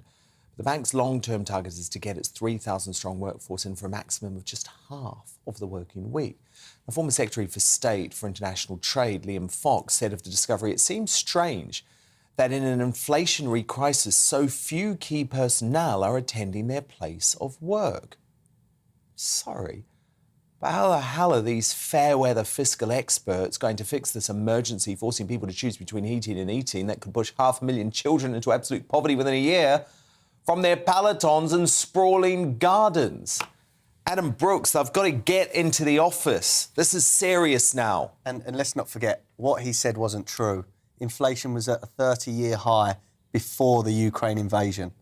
They knew this was coming, and it's going to get worse. I've worked in an office when I left school. We got more done when we was bouncing ideas off of each other, when you was hearing a bit of news from a colleague over the other side of the desk. Now, when you're at home, I do my paperwork at home. My dogs infuriate me. My kids annoy me. The doorbell goes, my wife might have ordered something to be delivered. I get distracted all day long. Yeah. And John, this is a crisis. This is a crisis. The Bank of England staff, they actually need to be on a war footing right now. They should be in that office every single damn day, doing what they can to try and keep inflation to as low as possible. Yeah, I mean, they should do it without giving the impression that they're either panicking and saying it's apocalyptic, or we're not sure whether you should be here or not. I mean, it's the extraordinary lack of management ability. I mean, a manager that doesn't want to see his staff, I think, is a bit worrying anyway. And if he doesn't want to see them around, I mean, there's an awful fear when I worked for the BBC for many years of these managers creeping about, hoping not to meet you because you worked for them. Well, I mean, and it was a sort of, sometimes you got so cross with them because you needed to at least have some feeling that there's someone in charge and you could bring things to them and say, I think we could do this a bit better, or we might do that. So the idea that all you need to do is to allow people to stay at home, and wouldn't it be wonderful to have an empty office? It's a kind of crazy joke, isn't it? Actually, James, you completely disagree, don't you? I completely disagree. I can see you're I'm raging. seething. She's got stats I've and got everything. stats and everything, and actually we need to get out this idea that working from home is the same as DOSing or not working. I understand in your personal situation and your setup, it didn't work for you. My partner actually says that he gets less done in the office because people are always talking to him. But Does he work for the Bank of England? He doesn't. But the average UK commute is 46 minutes a day. In London, it's 56 minutes. So there's 2 hours of your day that you're wasting commuting. Then you have, let's say, the model that 80% of people in the UK work in an office environment. So let's say it's 9 to 5. Childcare, the best you could get of childcare is probably from 8 to 6. So put your commutes on the end of that. You're not able to have 2 full-time working parents in a household. These Bank of England staff members aren't on the breadline. I'm sorry, we're not talking about the red line, but we're talking about being able to look after your children. And it is working for good the Bank of economic England. sense to have two parents working, because then not only is the companies retaining knowledge, but they're also having more tax revenue. 54,000 women every year have to quit their jobs because they are not offered the option to have flexible working or working from home. But this is the Bank of England. We're in the middle of a crisis, Ashley.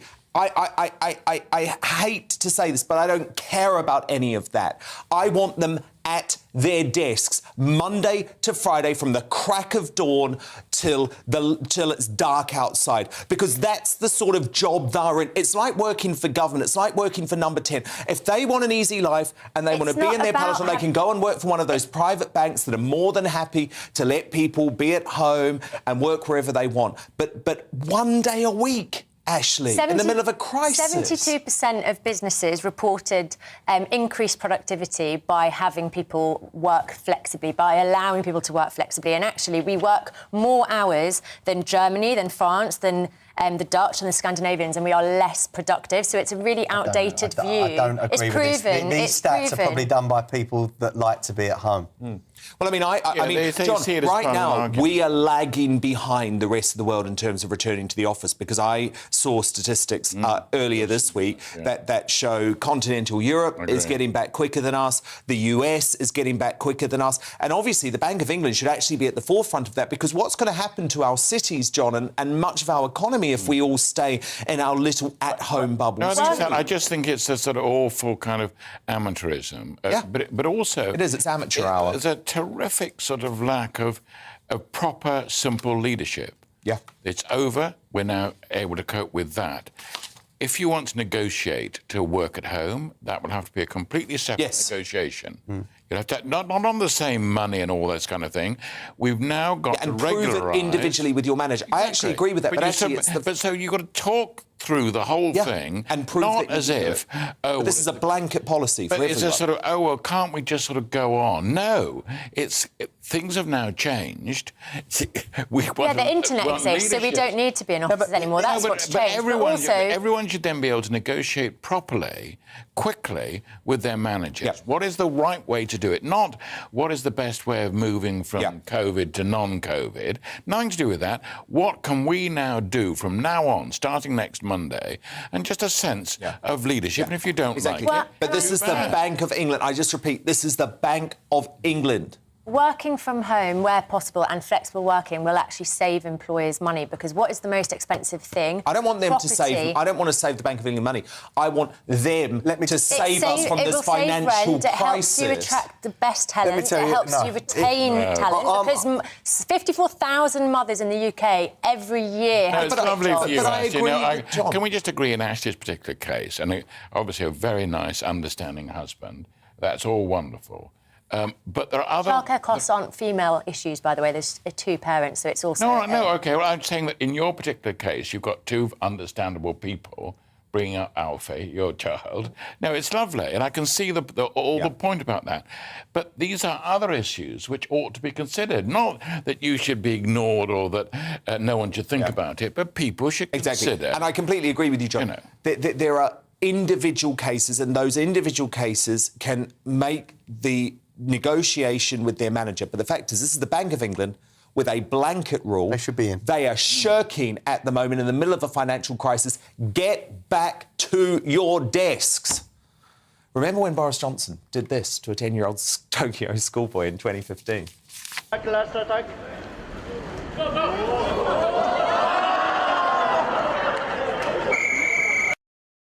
We'll check this out from the Aussie PM, Scott Morrison, who's emulated Boris's bulldozer approach during a visit in Devonport, Tasmania today, only he rugby tackled a kid while playing football.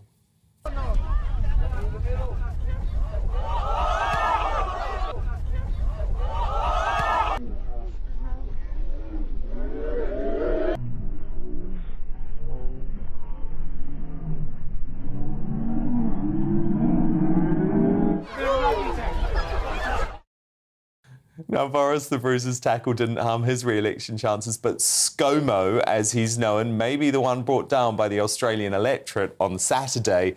As polls show he's set to lose, can't imagine that moment's going to help. Now, have you always dreamed of playing on stage with your favourite band? Well, this talented teenager actually did. An incredible story, this, for 18-year-old Kai Newcomans, who swapped the classroom for the concert hall after joining his heroes Pearl Jam on stage, filling in for the band's drummer Matt Cameron when he was struck down with COVID. So young Kai got the job after texting frontman Eddie Vedder's daughter, who he'd met at a music festival, offering his services for the group's gig in Oakland, California last week. And the gamble well and truly paid off, because not only did he get to live out his rock star fantasy in front of 20,000 people, but even better, he got to leave school early. Take a look at this. Please welcome to the stage, Middle Valley's own Kai Newcomans.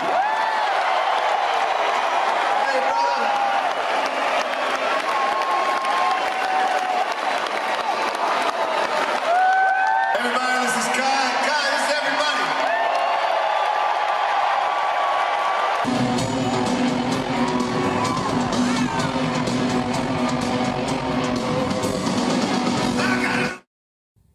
Wow, and what a job he did too. I have to say, Alanis Morissette, if you're watching, I'm available for backing vocals at your London concert next month. Just saying. Ashley James, Adam Brooks, John Sargent, do stand by, because coming up, is it fair that bare-chested women are censored in everything from Instagram selfies to breastfeeding videos? Well, my superstar panellist Ashley says absolutely not. She's campaigning on this issue and wants to know why topless men are treated differently. So we'll debate that as the Media Buzz continues at 10:30. But next, can we trust the mainstream media and Ofcom to stand up for our civil liberties after their pandemic actions? BBC veteran Sue Cook gives evidence in my lockdown inquiry and shares her concerns about the World Health Organization's pandemic treaty power grab. Sue Cook up straight after the break.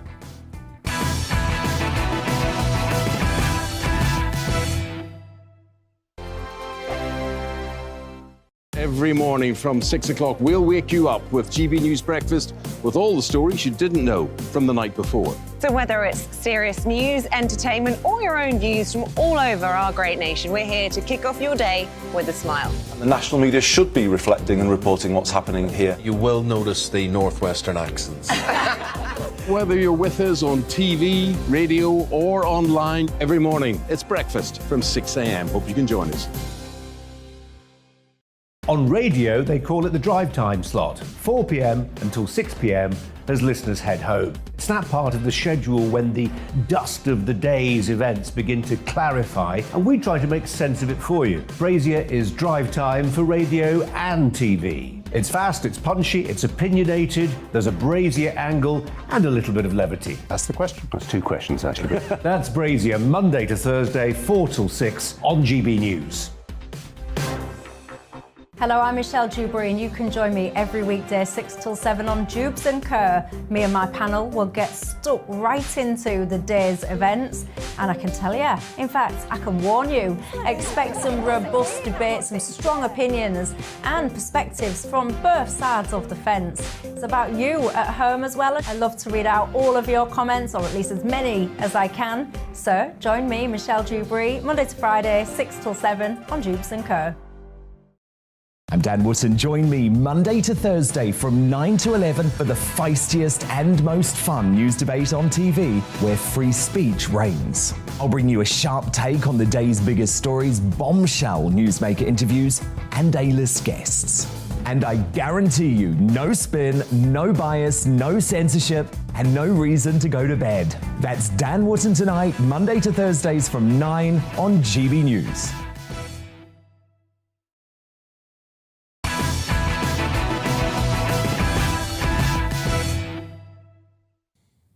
Sue Cook is next to give evidence in the lockdown inquiry. And as the host of Crime Watch from 1984 to 1995, she was one of the BBC's biggest stars. But since the COVID pandemic, like so many of us, she's become completely disillusioned by most of the mainstream media in this country. Sue was horrified by the chilling effect of Ofcom's free speech crackdown at the start of the pandemic, and now she's equally concerned that no one in the media, or actually politics at large, is questioning the World Health Organization's pandemic accord that would greatly expand its powers to intervene in a country in the event of a future outbreak.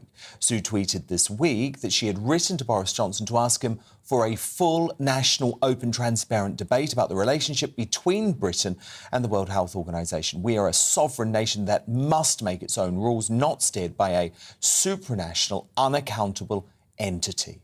And I'm delighted to say Sue Cook joins me now. So, Sue, let's start with that issue first, because it actually completely is related to the way that the media operated over the COVID pandemic. Because, Sue, no one in the media outside of us here on GB News is even talking about this World Health Organization treaty, let alone holding the government to account over it, right? That's right. That's not that I've heard. I mean, the only reason I heard of it was that I keep tabs on the Together organisation. Yes, yes. Which was founded by Alan Miller, and you've had him on the programme, and he's wonderful. So I get in conjunction with them, I realised about this treaty, and I wrote, like a lot of other people connected with Together did. I'm enormously concerned about your drive to Boris to create a new pandemic preparedness treaty with the World Health Organization, as well as amendments being touted to the international health regulations. I ask you to ensure that we have a full debate in both houses of Parliament, an independent review that assesses the treaty, proposed amendments and implications, as we now know that what constitutes a threat varies greatly depending on how it's evaluated and what assumptions are used. The modelling's, as we know, pretty dicey. A public debate is needed, televised live. Should Britain sign a new pandemic preparedness strategy with the World Health Organization? And we need an undertaking that you, Boris, will not proceed with any agreement that substitutes British sovereign decisions and accountability to any supranational, unaccountable organisation. So, and a lot of people have written the same, the auspices of Together. Well, I completely agree with everything you've just said, but Sue, I guess what we need to investigate here, because obviously you're someone who's so experienced in the media, is why the BBC, your former employer, isn't asking those questions. Surely that's their role as the public broadcaster. Well, you'd think so. I don't understand it. I wonder whether, I have all sorts of wonderings and theories. I wonder whether perhaps it's a budget thing. So a lot of news these days comes via news agencies, and there are only 3 main news agencies. So maybe they're not getting their feed through. Maybe it's a bit of laziness. I don't know. Maybe they don't quite know. Maybe they think, well, we'll wait and see what happens. But then what worries me is that by then it might be a fait accompli. We need to get at the government before they go into these talks, not after. So yes, we need to hear about it. I was quite amazed actually with the Twitter what an enormous response that tweet got. So people need to know. Yes, indeed, and I think it's because it's missing from the rest of the media. So the other thing I wonder about is, was it something to do with this Ofcom warning that was put out near the start of the pandemic and made it very clear that media organisations should be careful if they were challenging public health advice? I mean, we've had Mark Sharman give evidence to this lockdown inquiry. He's the bloke who used to run Sky News. I mean, he actually used to be in charge of all of the news on ITV. And he said that this Ofcom warning was chilling. Yes, I did. I've got a copy of that too. Ofcom says to the media, we strongly advise you to take particular care when broadcasting, for example, unverified information about the coronavirus. This may include, for instance, discussion of unverified theories. Incidentally, there's a massive thunderstorm going on out here. I don't know if you can hear the thunder. Goodness. I hope I don't get So anyway, the Ofcom guidance says the unverified theories for the causes of the coronavirus and discussion of potential treatments or cures for the coronavirus that do not align with the advice of the NHS or other public health authorities, well, that rules out almost anything that might be against the main narrative. And there are, of course, lots of other viewpoints. And they also advise against making statements that seek to question or undermine the advice of public health bodies on the coronavirus, or otherwise undermine people's trust in the advice of mainstream sources of information about the disease. So that's effectively hobbling the media. They can't platform anybody who doesn't say exactly what the main narrative is. And the main narrative is, as prescribed by SAGE, to frighten everybody to the point where they comply and they stay indoors and behave themselves, as if people need to be treated like that, because people are sensible enough to know whether they're in danger and, you know, when is a good idea not to go out if they're not feeling well, or if they're mixing with people who might have the virus. People are sensible enough to make their own decisions without being treated like babies. Well, indeed. And of course, one of those public health organisations, Sue, is the World Health Organization.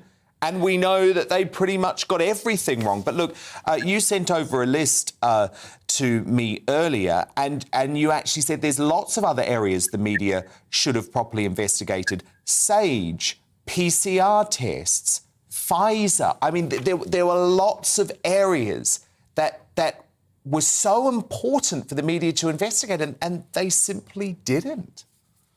I know what happened to investigative journalists. I mean, in the old days when I was there, you would have a balanced view. You would have context. You would go out and you'd find out who these people were on SAGE. There were a bunch of shadowy figures. I have no idea about any of them, so I won't say anything personal about any of them, but there were some conflicts, possible conflicts of interest, and we just needed to know who these people were who were dictating our lives.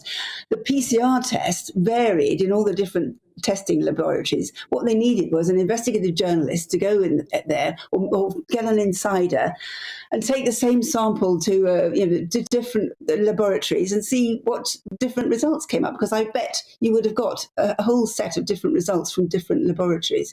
People were testing kiwi fruits and apples and getting positive results, weren't they? Whether that was true or not, but you needed an investigative look at it to find out if these things were true or bonkers or not. Sue, do you believe that the BBC remains independent?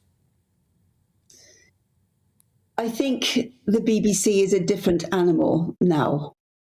At first, I was just amazed at the lack of investigative journalism. Then I was shocked, and now I'm quite angry, because it's our public service broadcaster. We need a broadcaster who we can feel is impartial, independent, who will take up the cudgels for regular, ordinary people. We need that, and I think it's gone, and I think it's gone forever. I don't think it can come back, and I think it's an absolute tragedy. And the result of that is that we can't trust anything that we see. I mean, we've got the Ukraine war on, we've got the energy crisis, we've got inflation at a 40-year high, we've got cost of living crisis. We need to have media that we can trust. And I think the BBC would have been the go-to organisation for all these things, and it isn't now. That's not to say that there aren't some wonderful people in the BBC. There are still some fantastic journalists and fantastic producers, but somehow they're being hobbled. I mean, if you look at wonderful people like Lisa Doucette and Frank Gardner, and there are some wonderful people. I'd be interested to know what John Sargent thinks in your studio there, but there are some wonderful people still, but it just seems that they're not getting the airtime, and the productions aren't the same. You're not getting debates, you're not getting balance, you're not getting perspective, you're not getting context. Absolutely fascinating stuff. Well, Sue Cook, you keep up your brilliant work, especially on this very worrying World Health Organization treaty. That was one of the BBC's former biggest stars, Sue Cook, giving evidence in my lockdown inquiry. Now, coming up, as a young girl is reportedly hounded out of school after challenging trans ideology, how do we protect free speech amongst teenagers? Rod Liddell thinks that school in question should be named, shamed and investigated. He's uncancelled soon. But next, is there a double standard when it comes to censoring topless females as Instagram comes under attack for its heavy-handed policies? My superstar panellist Ashley James has launched a campaign demanding that bare-chested women have the same treatment as men. She'll debate with the rest of the panel and the media buzz straight after the break.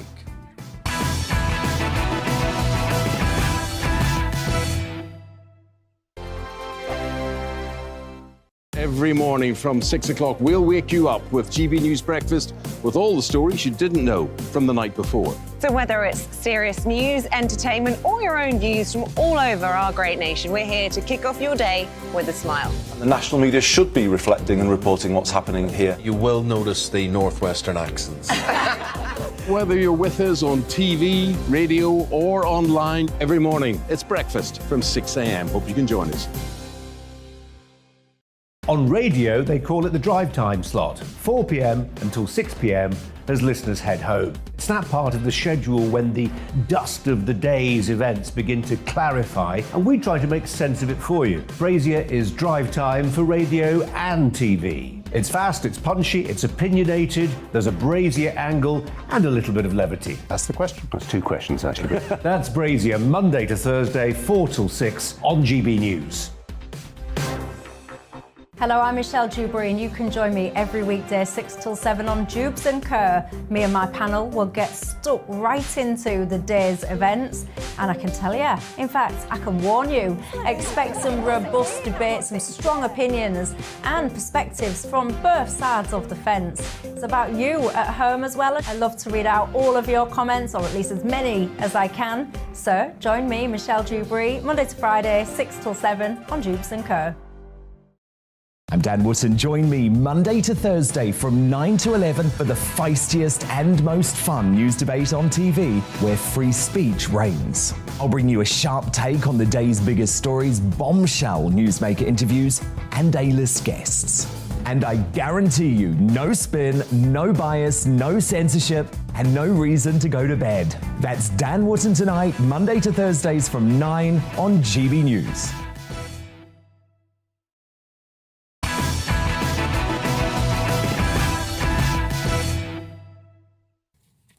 And let's return to tomorrow's news tonight now on our media buzz. Lots of front pages in tomorrow's Daily Telegraph. Headline is Putin turns the screws on global food supplies. Russia has been accused of destroying the infrastructure that feeds millions across the world, sparking a global crisis and raising the prospect of starvation in developing countries. We've already seen a lot of that going on in Sri Lanka, for example. The Guardian also reporting on the cost of living crisis as Police Chief Andy Cook warns it will trigger an increase in crime and saying officers should use, quote, discretion on whether to prosecute people who steal in order to eat. They're also covering the story of the boy in the bunker who was reportedly the last child left in the ruins of the Ukrainian village Kharkiv. The Daily Mail leads on ministers examining a triple tax cut to ease the cost of living crisis. Please God. Rishi Sunak is said to already be drawing up a major package to help with energy bills in July. Vardy's to leave the UK is the front page of tomorrow's Sun as the Wagatha Christie trial continues into its 7th day. Obviously, it's wrapping up tomorrow. The footballer's wife, Rebecca Vardy, is said to want to move to the US with husband Jamie following what has claimed to be a disastrous trial. And The Independent leads with an image of the first Russian war crime defendant who is facing life in prison for killing a 62-year-old Ukrainian man. The paper also reports that the Chancellor Rishi Sunak has said there is nothing the government can do to prevent record inflation coming to the UK and impacting families. More on the Media Buzz now with tonight's superstar panel, the legendary political journalist John Sargent, the businessman and activist Adam Brooks, and the broadcaster Ashley James. Now, in a controversial move, adverts for the new Adidas sports bras featuring bare breasts have been banned for being likely to cause offence. The posters and tweets show the breasts of 20 different women in a grid format with the caption, "We believe women's breasts in all shapes and sizes deserve support and comfort," which is why our new sports bra range contains 43 styles so everyone can find the right fit for them. Despite the body positivity message, Adidas was hit by 24 complaints with objections that the use of nudity was gratuitous and objectified women by sexualising them and, quote, reducing them to body parts. The UK's Advertising Standards Authority upheld the complaints, deciding the posters were not suitable for use in untargeted media where they could be seen by children. Well, it certainly caused widespread outrage, with one of our own superstar panellists campaigning on the issue of big tech treating topless women differently to men. So Ashley James was shadow banned recently on Instagram for posting photos of herself breastfeeding, with the images removed from all social media platforms. So Ashley, I know you're very passionate about the story and have also commented on this Adidas ruling as well. So are you saying that bare breasts should be allowed anywhere, on billboards, on every social media platform, or does it depend on the context? Yeah, I think it definitely depends on the context, but I think it's very wrong to say in the context of the Adidas campaign that those breasts are sexual and inappropriate for children to see. 100% of people have nipples. 50% of those people with nipples, or 51% I think are women, have a functioning purpose if they are mothers. Most children are breastfed, even for an hour, even for a day of their lives. So children are not taught... children aren't born thinking, boobs are so inappropriate, boobs are really bad. We teach them that. We tell them women's bodies are wrong. And what that does is it systematically is teaching children to blame and shame and sexualise a female body. And look, I'm not saying... Of course, I understand. I wouldn't walk down the street topless. I understand that there is a difference between men being topless and women being topless, but we have to change the system because, for example, trying to see how a breast pump works, you cannot find a video of a breast pump being used on a boob. And I totally understand when it comes to issues relating to breastfeeding. Of course I do. Obviously, though, I imagine the social media companies would say that if the rules were changed, what you're going to do is open up lots of pornography on those platforms, and actually they're trying to protect teenagers from pornography. So let me say this, there is pornography on Instagram. I won't say whose account, but I know someone that you know or often post pornographic content. I also, as many other women will say, receive unsolicited genital pictures from men on a regular basis. Now, these tech platforms claim that they can't do anything about it.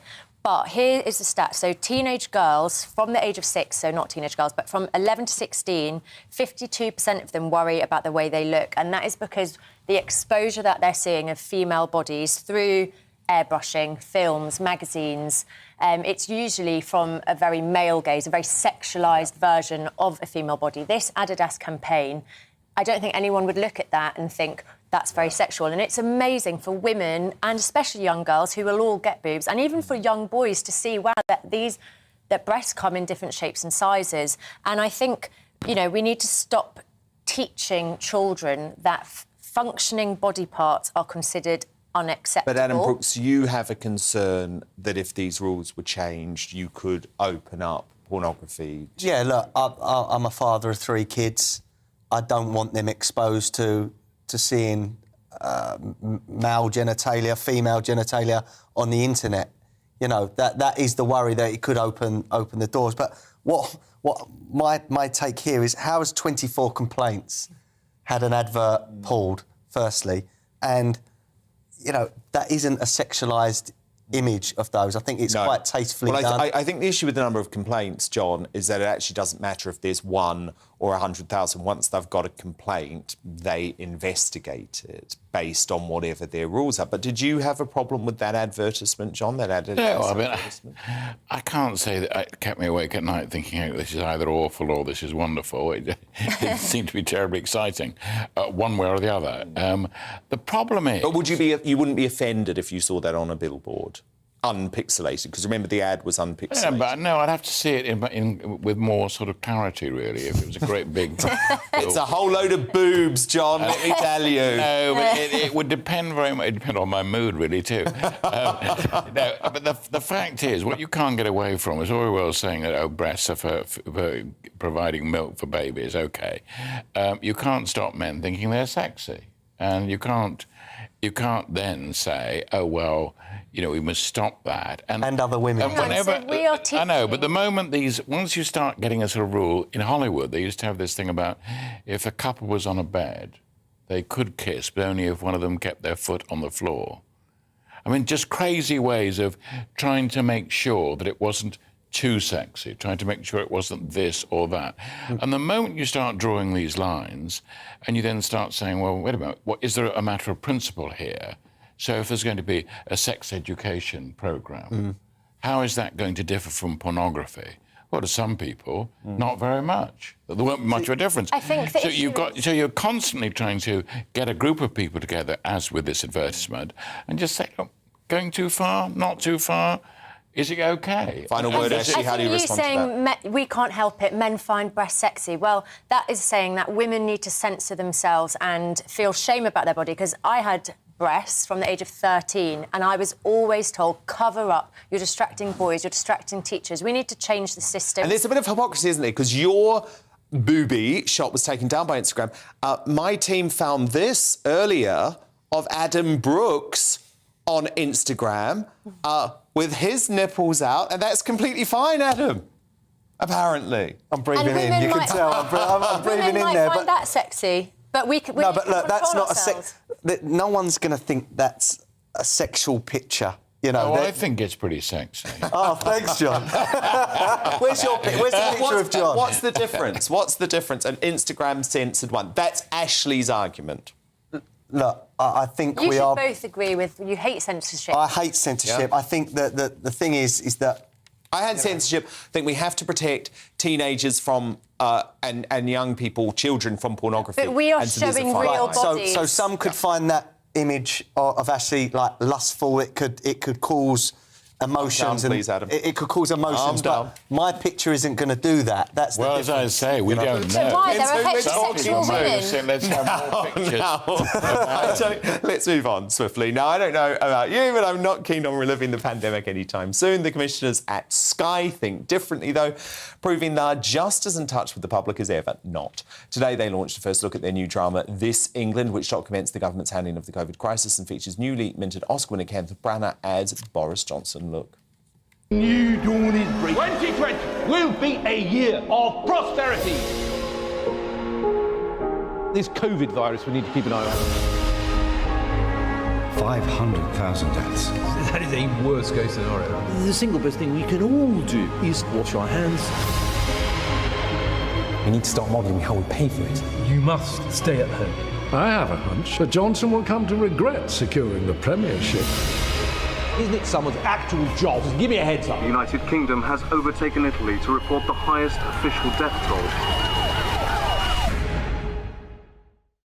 I mean, that is a drama. It's so realistic, isn't it? Sky have also released these pictures showing a closer look at Kenneth as Boris. Let's have a look at them, as well as the W1A actress Ophelia Lovibond. She's posh, isn't she? As Carrie Johnson, and Broadchurch star Andrew Buchan. Oh, he's Hancock. See, he's Matt Hancock. Ugh. Wow. The series, directed by Michael Winterbottom, will air later this year. And given Sky's forms during the pandemic, I'm sure it will be a completely fair portrayal of the peer. Coming up, will it be crowned today's greatest Briton? Maybe Mission Impossible for Tom Cruise? The GBUJ coronation with Ashley James, Adam Brooks and John Sargent shortly. But next, after the recent news that a young girl was hounded out of school after challenging trans ideology, Rod Liddell is uncancelled and let loose. First, though, very quick look at a big show tomorrow night.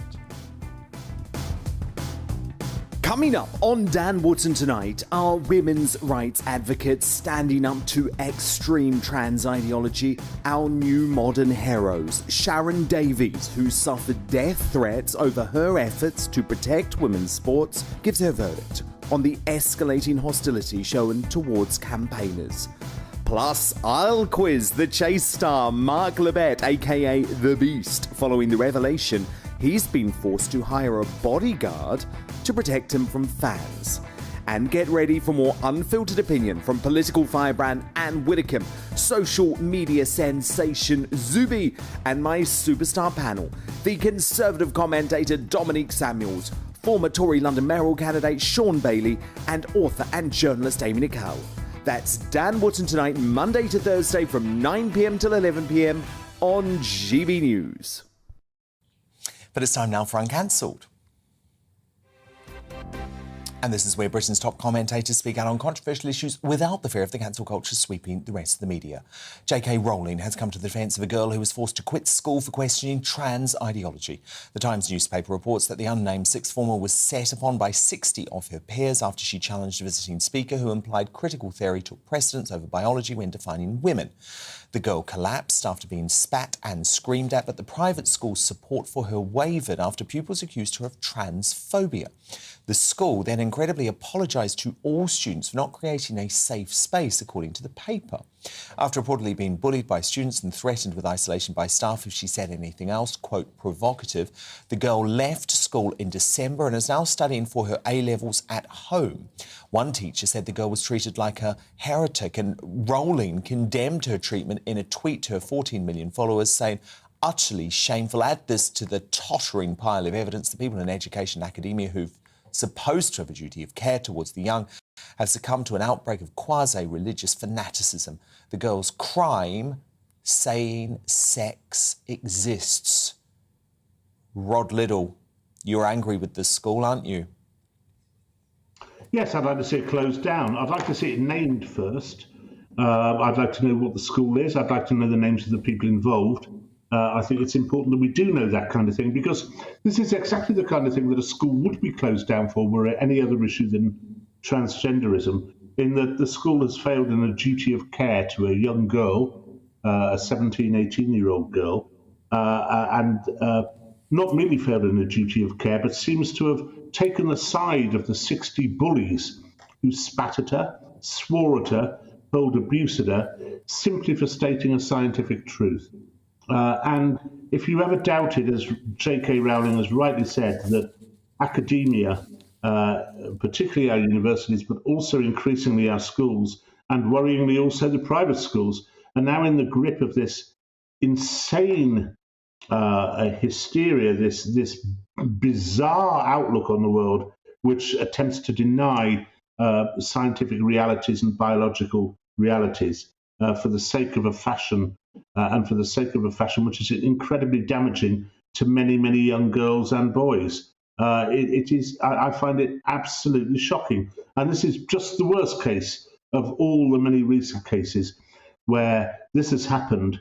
And if you look at the country, you know, we've talked about this before, Dan, I would suggest that 96% of the country, no fewer than that, have the same view as this girl did, roughly, which is that you can be a man or a woman, and that this is something which is genetically determined at birth, and that there are people who have difficulties and who we need to help and support, and etc., etc., etc. But that doesn't cut across for a moment the main point of the argument, which is that there are two sexes, two genders, male and female, and it's there in the chromosomes. And to find a girl hounded out of school for this is truly shocking. Truly, truly shocking, Dan. Just really lifts the lid, doesn't it, Rod, on what must be going on at these schools all the time. And I imagine, Rod, also so many students now who just shut up because they're scared of exactly this thing happening to them. Yeah, well, yes, and we know what's going on in these schools. We know very well what's going on in these schools, in that this school, like too many others, was following Stonewall's diversity champion program. So this was something which was shoveled into schools a number of years ago by the campaigning organisation Stonewall, which many years ago did such good work for LGBT people, yes, and gay rights and so on, but which has now been taken over by the trans lobby and is pushing ever more extremist points of view onto school children, with the support, it has to be said, of schools and previously the Department of Education. Now, we've seen a kickback against Stonewall recently, rightly, because it's an odious campaign they have. But still, this school is still following that pathway. And, you know, that's what's going on in the schools. They are following this stuff, which was advised to them by a conservative government. You know, it's just incredible. I know, although I think, Rod, even this government has woken up now to the destructive nature of Stonewall, because you're right, Stonewall in a former life, you know, did a lot of good work, and it's taken time for people to catch up to actually what they represent today. Yes, no, that's absolutely right. But that's true, of course, of an awful lot of the LGBT campaign organisations, which have subsequently, and indeed feminism, all of which has been hijacked by this modern fashion, which has no scientific basis, which is increasingly shrill, increasingly extremist, and causes such misery and such violence, you know, bullying and violence to people like J.K. Rowling, to other people like Peter Tatchell, the gay campaigner who was not deplatformed at one particular university, and various feminists like Julie Bindel, who were also stopped from speaking. It is an extremist and pretty unpleasant lobbying group, and it's time we said to it goodbye, I think. Oh, and incidentally, one more thing, Dan. Yes. On that advert. Yes, the nipples, the Adidas nipples. What do you make of it, Rod? Is it just not Adidas doing exactly the same as so many other people used to do, which is using tits to sell its products? That's and we've just fallen for it. Pardon? Say again? And we've just fallen for it.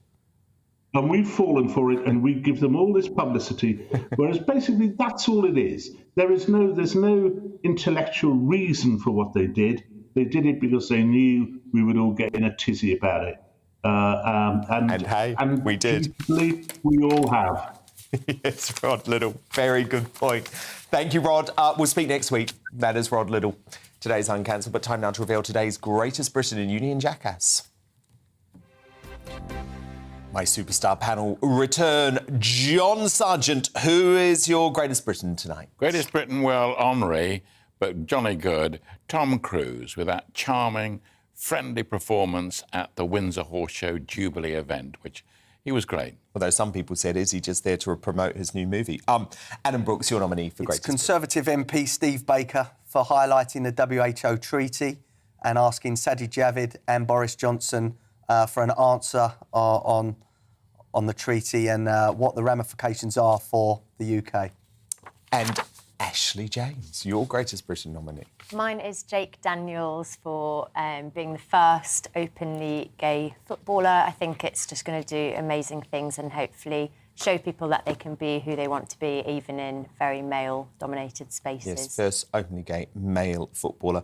My greatest Britain, though, Steve Baker. I think Adam's completely right. He's fighting a lone battle on this, and we need more politicians speaking up on this World Health Organization treaty. Uni and Jackass time now. John Sargent, your nominee. Well, the nominees, the Liverpool fans who booed Prince William at the Cup final. I mean, quite just appalling thing to do, and the club should take action against them. In fact, they should always be aware of the fact these are gatherings, but they're not. It's not in public.